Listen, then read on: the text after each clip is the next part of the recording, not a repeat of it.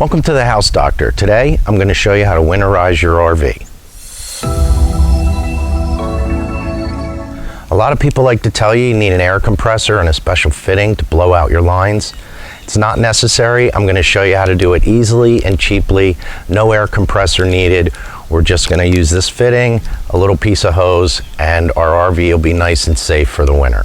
Hopefully the last time you were camping, you took the time to make sure that your gray and your black tanks were fully drained and nice and cleaned out. So we're not going to deal with that. This is just the water supply lines we're going to take care of today. If your RV has an outside faucet, that's where you want to start. Just go over to it and open up the hot and the cold. Let it run until the water stops coming out. This is going to relieve the pressure on your water system, and it's going to make it easier to drain the rest of the lines. If you don't have one of these on your RV, just go to the highest point, which is probably going to be your sink faucet on the inside. Now we're going to go on the inside and open all of our other faucets. Probably no water is going to come out, but you may hear some air.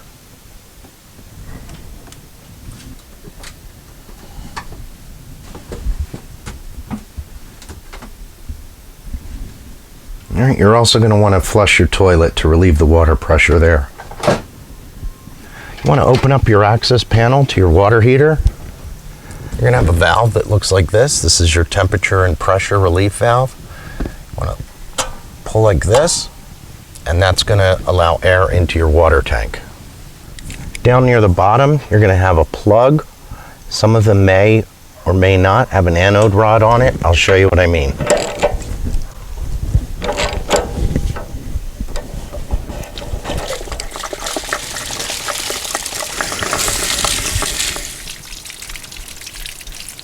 This anode rod is pretty new. That's why you can see this nice gray coating on it. If you see a steel rod anywhere with rust, it's time to replace your anode rod. These are cheap. You can pick them up at any RV store. You can just put that in there, leave that out, and close your T&P valve.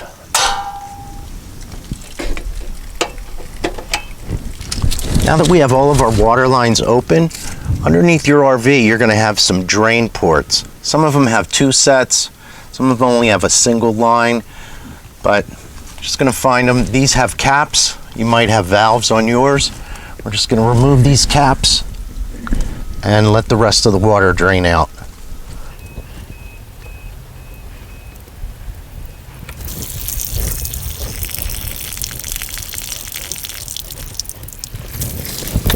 Now go to your city water connection where you connect the hose when you're at the campground. And mine has a little screen in here. I need to take this out.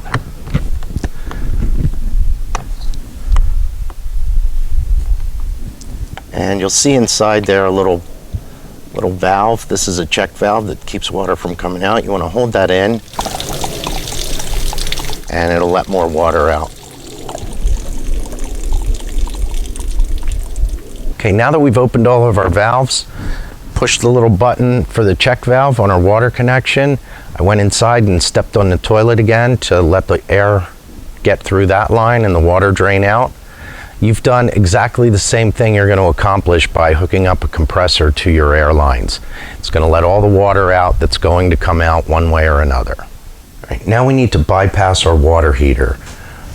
My water heater has three valves, one for the cold water going into the water heater, one for the hot water coming out, and then a valve here in between that allows the water to flow this way.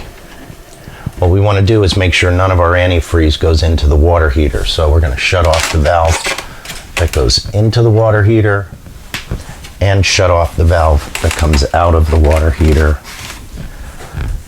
These valves are easy to determine. Whichever way the handle's pointing is the way the water's going to flow. So the water's going to flow this way and then try and go the way the handle's pointing, which does not line up with the hose. So the water or the antifreeze can't go that way. Then this valve here, we want to turn it like this. That will allow the antifreeze to flow like this in a loop. I'm just going to cap these off, go back inside, close all the valves, and then we can pressurize our system using the water pump and the antifreeze.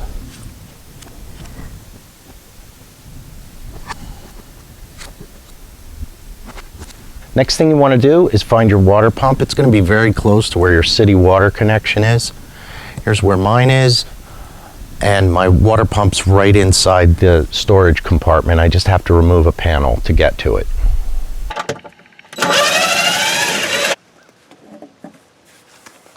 Okay, this is the main water distribution point of my camper. It's not really that complicated to figure out what's going on here. This line right here is the inlet from my city water connection. This big hose is where I can fill up my fresh water tank, and this right here is the vent hose for my water tank. I rarely use my water tank, but if you do, that's what these big hoses are for. This hose right here comes from my water tank and goes up to my pump, and it comes through the pump and feeds out this side and goes into the blue line to pressurize the RV. Luckily, mine already has a valve and a line that I can use to hook up for my RV antifreeze to siphon it out of the bottle and go up into the pump. All I need to do is turn the valve so it goes to this hose. Now we're going to connect the hose to this and put it into our antifreeze bottle and start siphoning out of that. If you don't have one of these valves, I'll put a link in the description where you can pick one up. It's easy to just disconnect this, put the valve in, and reconnect the line.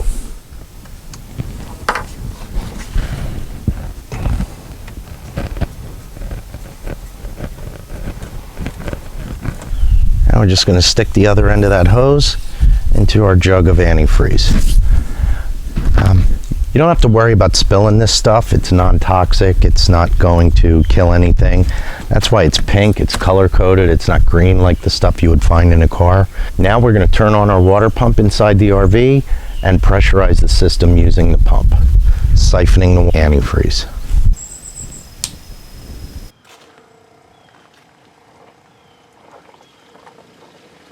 Now you're going to go around to all your water fixtures and turn them on until you see that pink antifreeze coming out.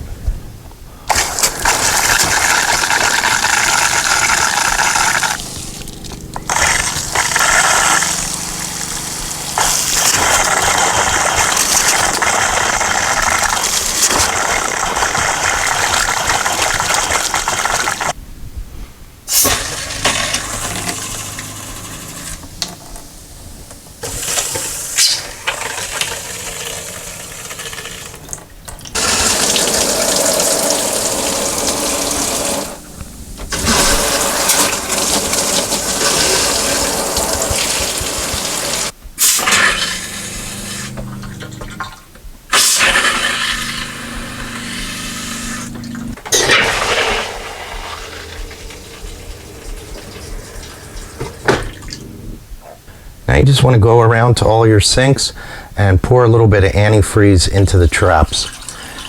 You did get some in there running it through the faucets, but a little bit more is going to help make sure that your traps of your sinks don't freeze.